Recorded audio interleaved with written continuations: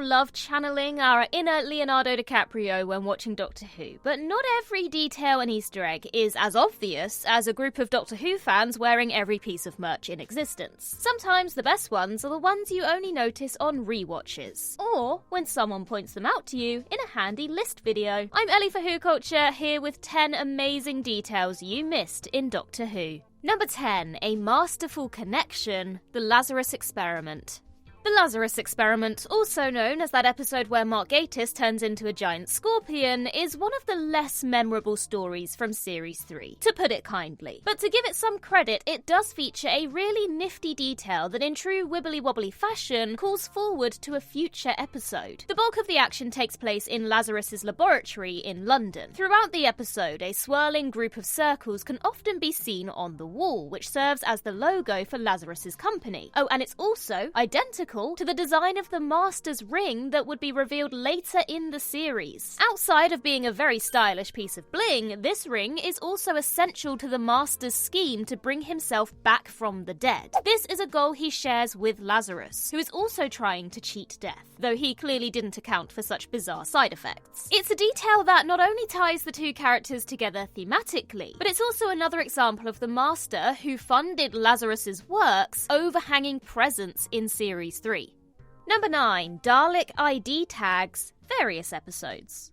Though there have been several different versions of the standard Time War Dalek drone, from the Cult of Skaro in the 10th Doctor's era to the Dalek Executioners in Eve of the Daleks, they all look practically identical, with few distinguishable features to tell them apart. But what you might not know is that there's a really easy-to-miss detail that uniquely identifies many of the different bronze Daleks seen throughout the show. Look just beneath the eye stalks of the Cult of Skaro, for example, and you can see a strange pattern embedded in their casing.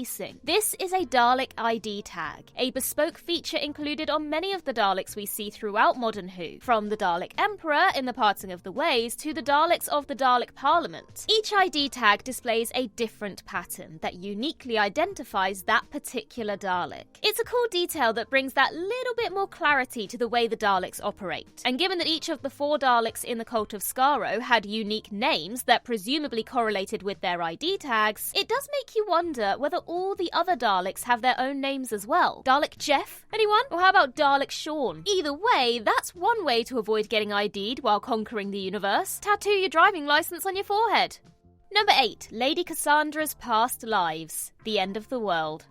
In only the 2nd episode of Modern Who, Russell T Davies went all out with a story set on the day the Earth is destroyed. There to watch this once-in-a-lifetime cosmic fireworks show is a cast of funky-looking folk, including some tree people, the Mox of Balhoun, and a talking trampoline. A talking trampoline that just really wanted to be moisturised. For those who don't know, Lady Cassandra was voiced by British actress Zoe Wanamaker, and a clue to one of her other endeavours can be spotted on the Doctor Who set, cheekily hidden in the background. In one scene, Cassandra is standing, if you can call it standing, in front of a case full of Earth memorabilia, and on the right-hand side of the shot is a book with a red-coloured cover, and that book is Harry Potter and the Philosopher's Stone. In the iconic 2001 movie adaptation of the book, Hogwarts flying instructor Madam Hooch is played by none other than Zoe Wanamaker. Weirdly, she didn't appear in any other installments of the franchise, despite her character featuring in several of the books. But at least she got a memorable scene here, as poor Neville Longbottom completely disrupts her flying lesson. It's a neat little tip of the cap that also makes sense for a character who considers Britney Spears' Toxic a traditional ballad. But since Cassandra was a voice-only role, Wanamaker wasn't actually on the set to see it for herself. Number 7. Recycled round things, Twice Upon a Time. The 2017 Christmas special Twice Upon a Time is known for many reasons. It was Peter Capaldi's final regular appearance as the 12th Doctor, it was David Bradley's first full appearance as the First Doctor, and it was Mark Gatiss's first appearance as a piece of fan service to himself. With all this history flying around, it was easy to miss this tiny little reference to another monumental episode of Doctor Who. While the two Doctors are chatting inside Number 1's TARDIS, an inconsistency in the design of the walls can be spotted. spotted. The pattern changes from the traditional round things on one side of the console room to a more hexagonal arrangement on the other. And hang on a second, haven't we seen those hexagonal shapes before? Why yes! Yes we have. When Tom Baker's curator approaches the 11th Doctor in the 50th anniversary special, The Day of the Doctor, he's standing in front of a wall of hexagons very similar to the ones in Twice Upon a Time. And that's because it's the same ones. Crew member Matt Sanders revealed that this was due to one of the old circular walls not being suitable for modern broadcast. To get around this, the production team decided to just replace it with the hexagon molds from The Day of the Doctor and call it an Easter egg. Sneaky, but effective. Number 6. Clara's Uton connection, the Rings of Akaten. The underrated Rings of Akaten weaves together two different storylines. One set in the present, revolving around the Queen of Years being sacrificed to appease a giant monster, and the other set in the past, centering around Clara's parents. Ellie Oswald is shown to be a kind and caring mother who Clara misses very much. In the episode, we see her gravestone, which reveals that she died at the age of just 44 on the 5th of March 2005. Now, it's not something you're likely to register on that first watch of the episode, but the date of Ellie's death holds more significance than it appears. In the Doctor Who universe, that's the same date as the 2005 Uton invasion, as depicted in the very first episode of Modern Who, Rose. While it's never been confirmed, this detail heavily implies that Ellie was killed during the Uton's assault. Considering her daughter's historical connection to the Doctor, it's not an impossible idea. Impossible. Get it? Clara? Impossible girl? Okay, let's move on. Number 5. The Regenerating Tie, the Giggle. The most recent seasons of Doctor Who have boasted some truly dazzling special effects, from the practical and CGI combo masterclass that was Beep the Meep to the colourful floating spheres of Dot and Bubble. But it's not just the big in-your-face stuff that impresses either, as there are plenty of thoughtful little touches to be found if you look a little closer. Take the 14th Doctor's bi-generation in The Giggle, a special effect that could so easily have come off as ridiculous, but instead works a lot better than it had any right to. Look closely at the 14th Doctor's tie before the split occurs, and you can see that it's all neatly pulled together, with his shirt collar down and top button close to being done up. But then, as the 15th Doctor emerges, the 14th Doctor's tie, collar, and neatish top button are all undone as the tie snaps across to his incoming incarnation. It's a fabulous little detail that really helps to sell the bi-generation concept. In his script, Russell T Davies describes the process as quite calm and gentle, specifying that there should be, quote, no blood, no ripping, no pain. It's like an amoeba separating, all surrounded by the golden glow. And thanks to the great work of the special effects team, that's exactly what it feels like. Number 4. Once Upon a Time, Let's Kill Hitler.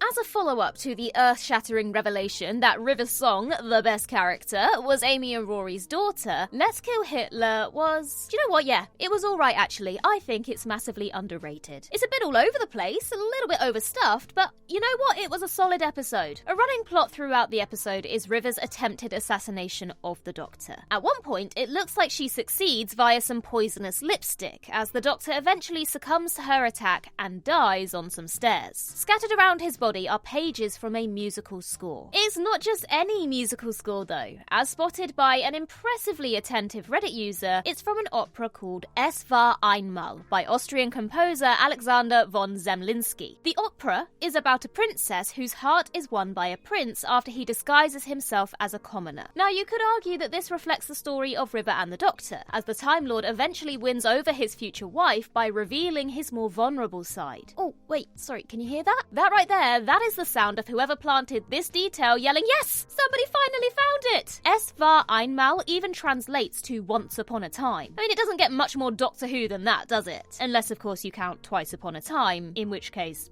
fair enough. Number 3, The Everlasting Magpie, The Lie of the Land.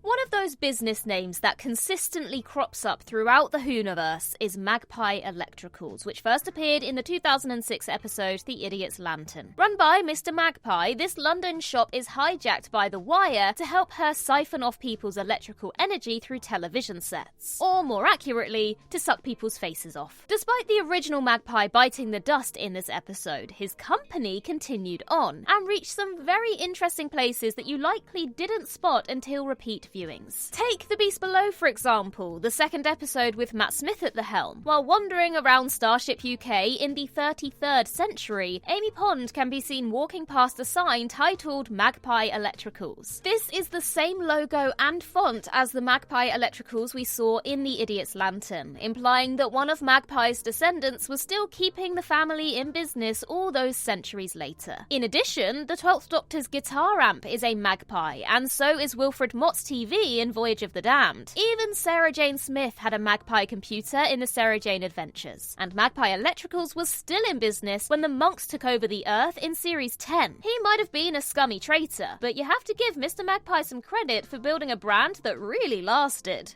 Number 2, the Doctor's cameo, The Big Bang.